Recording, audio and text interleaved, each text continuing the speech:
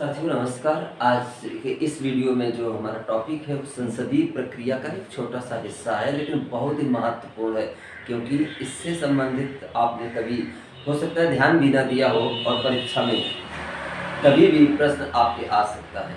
तो आप इस पर विशेष ध्यान दीजिए। देखिए आपको इसमें क्या क्या पढ़ना है। सबसे पहले तो आपको 300 ये आपके दिमाग में होना चाहिए, वास्तव में तभी आपको याद हो सकता है। अक्सर आप देखते हैं जैसे 377 है, 388 है, ठीक है, 115 है, 184 है और 193 193। तो ये आपके नियम है संसदीय प्रक्रिया के तहत। ये नियम है जिनके तहत संसद में जो संसद सदस्य होते हैं अपने प्रश्नों को रखते हैं, उत्तर पाते हैं। कुल मिलाकर संसदीय प्रक्रिया का एक हिस्सा है जो कि हमारी परीक्षा में हमेशा पूछे जाने की संभावना बनी रहती है और इसी क्रम में हमने इसे आपके सामने प्रस्तुत किया है। तो आप ध्यान रखिए 377। देखिए सबसे पहले याद करने का एक बढ़िया तरीका होता है कि पहले तो आप उसके बारे में जानें कि वास्तव में हमें याद क्या करना, नियम कौन कौन से होते हैं। जैसे हमने कर लिया 377 है, 388 है और 115 है, 184 है और 193। इसके बाद सोचिए कि भाई 115 में क्या है, 193 में क्या है या 377 में क्या है, तो आसानी से आपको याद हो जाएगा। तो चलो हम क्रम से करते हैं। 377 इसमें क्या है, इसमें अवशेषी मामलों। देखिए हमने पिछले एक हमारे प्लेलिस्ट में ये वीडियो पड़े हुए हैं। इसके पहले का जो वीडियो था उसमें पढ़ा हुआ है संसदीय प्रक्रिया में कि वो प्रश्न जैसे अल्प प्रश्न है, प्रश्न काल है या ध्यानाकर्षण प्रस्ताव है, इसके द्वारा हम अपने प्रश्नों को रखते हैं। तो ऐसे प्रश्न अवशेषी मामलों यानी जो प्रश्न अल्प प्रश्नों ध्यानाकर्षण प्रस्ताव आदि के द्वारा नहीं उठाए जाते हैं, उन प्रश्नों को नियम 377 के अंतर्गत उठाया जाता है। लेकिन और ये ध्यान रखो कि इसमें कौन कौन से होते हैं, ये या तो ये लोक महत्व के प्रश्न हैं या संसद सदस्यों के निर्वाचन से संबंधित होते हैं। तो आपको याद रहेगा कि भाई ऐसे मामले अवशेषी मामले या जिनको आप कहीं नहीं उठा सकते उनको यहाँ पर हम उठाया जाता है। तो एक बात तो ये, और दूसरा दो चीजें याद रखिए, सदस्यों के निर्वाचन से और लोक महत्व के। सिंपल सी बात है। अब आता है 388 में क्या है, सारे नियमों को ताक पर रख दिया जाता। सारे नियमों को ताक पर रखकर उस नियम को कोई भी प्रश्न आप उठा सकते हैं, ठीक है। सारे नियमों को ताक पर किसी मुद्दे पर उठाया जा सकता है। और जैसे 2011 में अन्ना हजारे के मामले को लेकर उठाया गया था। ये कब उठाया गया था? अन्ना हजारे ने 2011 में जब अनशन किया था तो सरकार दबाव में आ गई और तुरंत उस मुद्दे पर संसद में चर्चा हुई थी। तो आप ध्यान रखिए किसी भी मुद्दे को ताक पर सारे मुद्दे को ताक पर रखकर मतलब उस मुद्दे को उठाया जाए, इतना जरूरी होना चाहिए। अगला आता है 184। इसमें संसद जनहित के मुद्दे। अब देखिए दो ये आपको याद हो गए 377 388। अब आपको ध्यान रखिए 184 और 193 कैसे याद करना। संसद जनहित के मुद्दे पर बहस करती है। ध्यान रखिए मतदान की व्यवस्था है और सरकार से बचने का प्रयत्न करती है।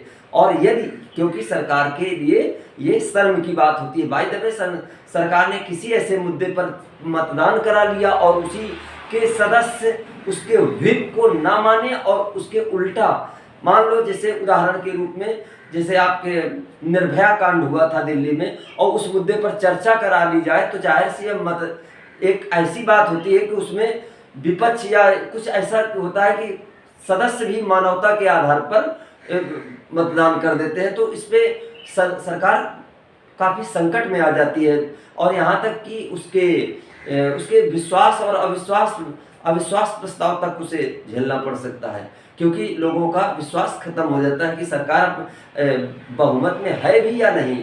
इसलिए सरकार ऐसे मतदान से हमेशा मत विभाजन से बचने का प्रयास करती है। तो याद रखिए 184 में क्या है, मतदान की व्यवस्था है, जनहित के मुद्दे उठाए जा सकते हैं, सरकार बचने का प्रयास करती है। तो इतना याद रहेगा, एक दो बार और देखिएगा।